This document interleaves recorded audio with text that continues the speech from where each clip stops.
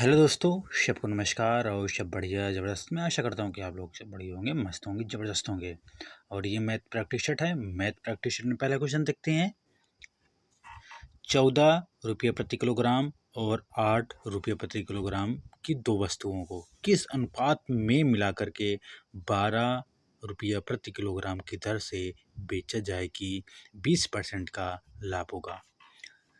तो इसको सॉल्व करने के लिए क्या करेंगे? सबसे पहले हम करेंगे जिसमें कुल मिलाकर के हमारा टोटल दिया हुआ है, एलिगेशन है ये एलिगेशन, क्योंकि दो चीज़ों को मिक्सर दिया गया है इसलिए ये एलिगेशन सवाल है, एलिगेशन चैप्टर से सवाल है। तो 12 प्रति किलोग्राम की दर से बेचा जाता है, तो हमारा एसपी दिया हुआ है 12 किलोग्राम। और 20% का लाभ क्या होता है? 20% मतलब 1/5, 5 से 6 हो जाता है, तो 6 का एसपी हो जाता है। तो हमारा सीपी कितना हो जाएगा? तो 6 दूनी 12, 2 हो जाएगा, 5 दूनी 10। तो हमारा सीपी कितना निकल के आया है? 10 निकल कर आया है, 10 रुपये प्रति किलोग्राम। तो हमारा 14 था एक चीज़ और दूसरी चीज़ 8 किलोग्राम था, दोनों को मिक्स करेंगे 10 रुपये में, तो कितना हो जाएगा? 8 दो 10 हो जाएगा और 4 हो जाएगा इसमें, और 1:2 आ जाएगा। 2 काटेंगे, 2 2 एकम 2, 2 दूना 4, तो 1:2 हो जाएगा हमारा आंसर। तो डी नंबर सही है। तो इसमें देखो क्या करना क्या था, इसमें करना क्या था कि ये एलिगेशन सवाल है, जो हम 12 रुपये प्रति किलोग्राम के दर से बेच रहा है, तो हमारा लाभ कितना हो रहा है? 20% का लाभ हो रहा है। तो इसका मतलब है 5 से 6 चीज़ें हो रही हैं भाई, 5 से 6 चीज़ें हो रही हैं। बेच कितने रहा? 6 रुपये में बेच रहा है। हमारा क्वेश्चन में कितना दिया गया है? 12 रुपये में बेच रहा है। तो फिर हमारा सीपी कितना हो जाएगा? 10 रुपये हो जाएगा। तो खरीदा कितने में था? 10 रुपये में खरीदा था। तो जब हम दोनों को मिक्स करेंगे तो 10 रुपये में खरीदा था, तो ये फिर कितना आ जाएगा? कितने का लाभ होगा? 1:2 का लाभ होगा। तो हमारा आंसर क्या हो जाएगा? डी नंबर सही है। अगला क्वेश्चन देखते हैं। 4 भाइयों का औसत उम्र 12 वर्ष है। यदि उनकी उम्र में उनकी माँ की उम्र भी शामिल कर लिया जाए तो कुल औसत में 5 वर्ष की बढ़ोतरी हो जाती है। माँ की उम्र बताइए। तो इसमें आपको क्या करना है? एक लाइन में एक इसका रोल होता है। क्या होता है? न्यू मेंबर जो नया सदस्य होता है प्लस जो पुराना सदस्य होता है, इंक्रीज और डिस्क्रीज होता है, गुणे फाइनल मेंबर होता है। अब इस सूत्र में हम रखेंगे सवाल को, जो क्या पहुंच रहा है? न्यू मेंबर पहुंच रहा है, तो यक्स बराबर क्या हो जाएगा? ओल्ड का औसत क्या है? 12 वर्ष है, प्लस इंक्रीज हो रहा है, डिस्क्रीज हो रहा है, तो 5 वर्ष की बढ़ोतरी हो रही है, तो प्लस 5 कर देंगे। फाइनल मेंबर कितने हैं? 4 लोग थे, एक शामिल हो गया है, फाइनल मेंबर 5 हो गए हैं। तो 12 प्लस 25 बराबर कितना हो जाएगा? 37। तो हमारा आंसर क्या हो जाएगा? 37 हो जाएगा। बी नंबर सही है, 37 हो जाएगा। अगला क्वेश्चन है, 25 विद्यार्थियों की कक्षा में औसत उम्र 25 वर्ष है। यदि अध्यापक की उम्र को शामिल कर लिया जाता है तो औसत उम्र 1 वर्ष बढ़ जाता है। अध्यापक की उम्र क्या होगा? वही रूल है, वही सवाल लगेगा। तो हमारा जो अध्यापक की उम्र क्या है, जो नया नया मेंबर है उसका उम्र क्या है, हमको ज्ञात करना है। ओल्ड कितना है? 25 वर्ष औसत दिया गया है। इंक्रीज हो रहा है, डिस्क्रीज हो रहा है, 1 वर्ष का बढ़ रहा है, गुणे प्लस कर देंगे, गुणे माइनस 25 लोग थे, एक को शामिल किया जा रहा है, अध्यापक को उसकी उम्र को शामिल कर लिया जाता है, तो फाइनल मेंबर कितना हो जाएंगे? 26 हो जाएंगे। तो 25 प्लस 26 का एक में गुणा करेंगे तो कितना हो जाएगा? 26 हो जाएगा। 26 प्लस 1 कितना हो जाएगा? 51 हो जाएगा। 5 11 2 4 1 5। तो उसकी एज कितना हो जाएगा? उसकी एज हो जाएगा ये 51 साल हो जाएगी। तो सी नंबर सही है, 51 वर्ष हो जाएगी। ये इसका आंसर क्या हो जाएगा? 51 वर्ष। अगला क्वेश्चन देखते हैं। रमेश घरेलू चीजों पर अपनी मासिक आय का 50% खर्च करता है और शेष में से 50% परिवहन पर, कामा होना चाहिए इसमें, कामा 25% मनोरंजन पर, 10% खेल कूद पर।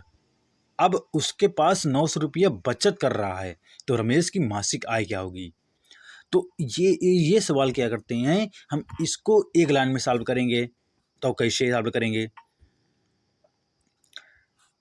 सबसे सिंपल होता है कि हमारा कैसे पूछ रहा है, रमेश क्या पूछ रहा है, तो हमारा यक्स पूछ रहा है। यक्स पूछ रहा है कितना मासिक आय का 50% परिवहन पर खर्च करता है। जब 50% खर्च कर रहा है तो बचत कितना करेगा? 50% का बचत करेगा, बटा हो जाएगा। अब शेष में से 50%, 25% और 10% कितना हो जाएगा? 50, 25, 75 हो जाएगा। 50, 25% और 10% कितना हो जाएगा? 85% हो जाएगा।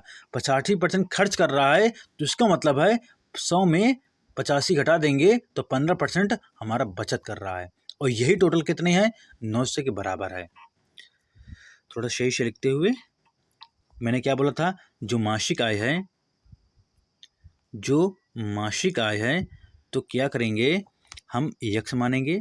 उसके बाद क्या करेंगे, हमारा 50% बचत हो रहा है, बटा 100 करेंगे। फिर कितना हो रहा है? 15% हमारा बचत हो रहा है। फिर बराबर कितना करेंगे? हमारे 900 के बराबर है। जब 900 के बराबर हो जाएगा तो 15 छक्का 90 हो जाएगा। कितना हो जाएगा? 60 हो जाएगा। उसके बाद 50 दूना 100 हो जाएगा। 50 दूना 100 हो जाएगा। तो कितना हो जाएगा हमारा? 60, 900 बचत कर रहा है। 5 दून 10 और तुम्हारा, हाँ ये क्योंकि 15 से 90, 2 जीरो उधर चला जाएगा।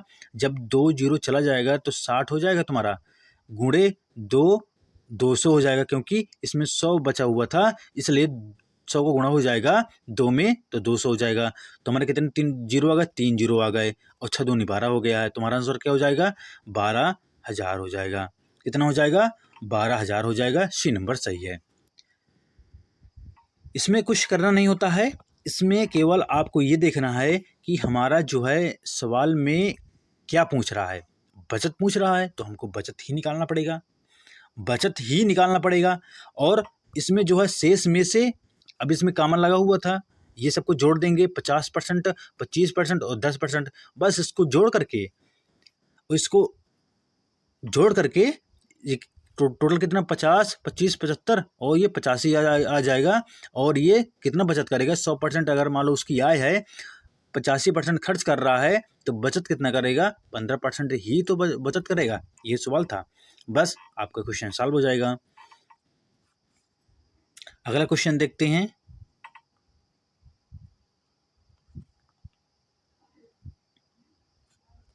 अगला क्वेश्चन है, यदि किसी वस्तु के मूल्य में पहले 25% की कमी कर दी जाए और फिर 20% की वृद्धि कर दी जाए तो वस्तु के मूल्य में शुद्ध परिवर्तन क्या होता है? इसका सबसे मेथड अच्छा है सक्सेसिव मेथड होता है। क्या करते हैं? कमी कर रहा है, 25% की कमी कर रहा है, फिर 20 की वृद्धि कर रहा है। फिर क्या करेंगे? टोटल क्या हो जाएगा? 25 गुणे 20 बटा 100 हो जाएगा। तो 25 चौको 100 हो जाएगा, 4 पंचे 20 हो जाएगा। जब हम इसमें प्लस होना चाहिए, जब हम -25 से 20 घटाएंगे तो -5 आएगा। -5 पहले से था इसलिए -10 की कमी हो जाएगी, मतलब कि 10 की कमी हो जाएगी। अब इसमें देखो क्या होता है ना, अगर सही से आप आंसर नहीं निकाल रहे हैं तो अब देखो इसमें ऑप्शन में 10 की वृद्धि दिया हुआ है और 10 की कमी दी हुई है, तो हमारा सी नंबर सही हो जाएगा, 10 की कमी हो जाएगा। कौन सा ऑप्शन सही हो जाएगा? C number. इसका सक्सेसिव जो मैटर होता है उस तरीके प्रयोग करो। अगला क्वेश्चन है, किसी वस्तु को 20% के लाभ पर बेचने पर उसे 20% की हानि पर, मतलब उसकी हानि की तुलना में 60 रुपये अधिक मिलते हैं, तो सीपी पूछ रहा हमसे। तो हमारा सोर्स क्या था? सीपी था। कितना है? 20% का लाभ और 20% की हानि। 20% का लाभ और 20% की हानि, तो कुल मिलाकर कितना हो गया है? 40%। 40% हो गया, किसके बराबर हो गया है? 60 रुपया के बराबर हो गया है। तो हमारा सीपी पूछ रहा है, तो 100 बराबर कितना हो जाएगा? 100 बराबर क्या हो जाएगा? 2 दूना 4, 2 पंचे 7 और 2 तेई 6, 30 हो जाएगा। और उधर ये चला जाएगा 30, 5 3 15, 150 हो जाएगा। देखो एक मेथड ये होता है, एक मेथड और होता है, वो कौन सा? 60 रुपये का अधिक बात कर रहा है तो हमारा कितना हो जाएगा? 60 रुपया की बात कर रहा है, 60 रुपये अधिक मिलते हैं। और किस पर मिलते हैं? 20 रुपया लाभ पर, 20 रुपया हानि पर, मतलब कि टोटल 40 पर। हमारा सीपी कितना पूछ रहा है? 100% पूछ रहा है, मतलब सीपी हमारा 100% ही है। तो इसको जब हम काटेंगे तो 2 तेई 6, 20 तेई 60, मतलब तो 2 दूना 4 हो जाएगा, और 50 हो जाएगा, 20 पंचे 100 हो जाएगा, 2 पंचे 50 दूना 100 हो जाएगा, और 50 तिक्का 150 हो जाएगा। इसका हमारा आंसर कितना हो जाएगा? हमारा सीपी कितना है? 150 हो जाएगा। बी नंबर सही है, बी नंबर सही है। अगला क्वेश्चन देखते हैं।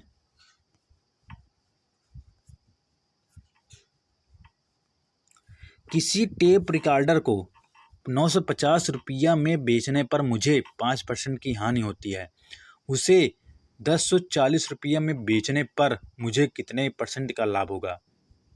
तो हम कैसे लगाएंगे? 950 रुपया में बेच रहे हैं, कितने हानि हो रही है? मतलब कि 5%, मतलब कि 100 में 5% माइनस कर देंगे, 95 बचा है। अब 1040 रुपया जो है बेचने पर मुझे कितने % का लाभ होगा? कितने % का लाभ होगा? तो इसका तिर्यक गुणा किया जाता है। तिर्यक गुणा कर दो। कैसे कर देंगे? कर देंगे ऐसे, 950 है, 950 जो है ये कितना कह रहा है कि 950 95 हो जाएगा, 95% हो जाएगा। 1040 है, 1040 है, तो फिर कितना % हो जाएगा तुम्हारा? तो 19 पच्चा 95, 19 95, 50 हो जाएगा, 50 हो जाएगा, और 10 हो जाएगा, और 10 से 0 कट जाएगा, तो कितना आ जाएगा? 104। तो 100 से कितना ज़्यादा है? 4% ज़्यादा है, तो कितना % लाभ हुआ है? 4% का लाभ हुआ है, 4% का लाभ हुआ है। ये तरीका होता है। क्या हमने किया है? हमने कुछ नहीं किया है। 950 रुपये लिख दिया आप। कितने में कितने हानि की होती है? 5% की हानि, मतलब 95 हो गया है। अब हमको निकालना कितना है? 1040 रुपये में कितने का लाभ होता है? कितने का लाभ होता है? तो सबसे सिंपल बात होता है, इसका तिर्यक गुणा कर दीजिए।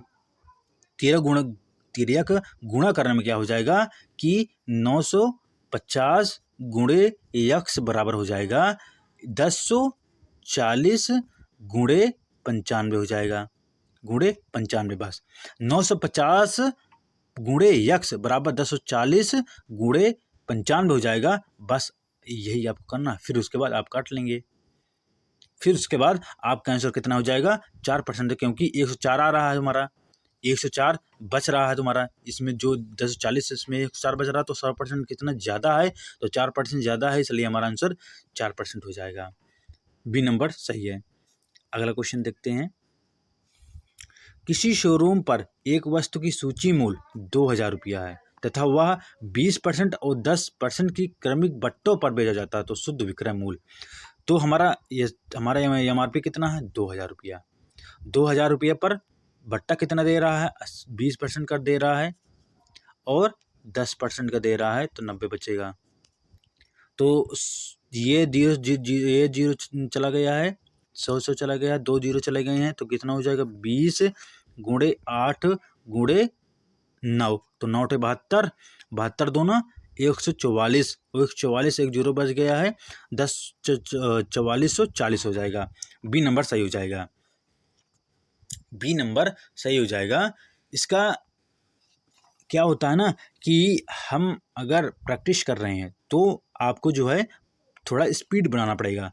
तो 2000 हमने लिखा था, गुणे 20 का भाई डिस्काउंट दे रहा, भट्टा दे रहा है, तो 20 का डिस्काउंट दे रहा है, बटा 10 का डिस्काउंट दे रहा है, तो 90 बचेगा। तो हमारा ये एसपी हो गया है, ये एसपी के बराबर है, तो हमारा एसपी कितना आ गया है? 1444, 1444। बी नंबर सही है। अगला क्वेश्चन है 800 रुपया साधारण ब्याज से 3 वर्षों में 920 रुपया बनता है। कितने में? 800 रुपये में। अगर ब्याज 3% बढ़ाया जाए तो रकम कितनी होगी? तो 800% 3 साल में 920 रुपये बनता है, मतलब कि ये मिश्र धन पूरा है। तो 800 रुपया हो जाएगा 3 साल का, 120 बन रहा है हमारा धन हो जाएगा। तो जब हम इसको 100 बनाएंगे, तो कैसे क्या लिखेंगे? 120 गुणे 800 गुणे 3 गुणे 100 हो जाएगा। 2 जीरो ये चला गया है। 8 3 चौको 12 हो जाएगा, 40 हो जाएगा। 8 5 40 हो जाएगा। कितना हमारा रेट आ गया है? जब 5% आ जाएगा तो हमारा दर ही 3% बढ़ा रहा है, तो 5% से 8% हो जाएगा। 3% बढ़ गया है तो 8% हो जाएगा। अब हमको 8% पर सवाल निकालना है। क्या करना है? हमको 8% पर ही निकालना पड़ेगा। कैसे? 800 का 8% और 3 साल के लिए, तो रकम कितना हो जाएगा? तो 100 हो जाएगा। 100 का 2 से 2 खत्म, 2 से 2 खत्म, तो 8 अठाई 64 हो जाएगा। 64 तरीका हो जाएगा 192। 192 तो हमारा रकम टोटल पूछ रहा है ना, तो हमारा धन कितना हो गया? 800 रुपया है। और टोटल ये ब्याज कितना हो जाएगा? भाई मिश्र धन हमसे पूछ रहा है, अमाउंट पूछ रहा है, तो रकम कितनी हो जाएगी टोटल? तो 192 जोड़ दिया जाएगा तो 992 हमारा आंसर हो जाएगा। सी नंबर सही है। सी नंबर सही है। आपको देखो, आपको क्या करना है, आपको क्वेश्चन मिल रहे हैं, आपका यही प्रॉफिट है, यही आपको अच्छा लगेगा सॉल्व करने में। अगला क्वेश्चन देखते हैं। कोई धनराशि चक्रवृद्धि ब्याज से 15 वर्षों में दुगनी हो जाती है, यह राज्य कितने वर्ष में? नहीं, ये गलत होगा। ये जो धनराशि है ये राज्य नहीं, ये धनराशि कितने वर्षों में 8 गुनी हो जाएगी। तो कोई धनराशि है 15 साल में दुगनी हो जाती है, 2 गुनी। तो कितने साल में 8 गुनी हो जाएगी? मतलब 2 की घाते 3। 2 की घाते 3 क्या हो जाता है? जब 2 की घाते 3 हम इसको लिखते हैं तो 2 4 2 8 हो जाता है। तो 15 में गुणा कर देते हैं तो 15 3 45 हो जाता है। क्या हो जाता है? 15 3 45, तो 45 वर्ष हमारा हो जाएगा। इसका मतलब है सी नंबर सही है। अगला क्वेश्चन देखते हैं।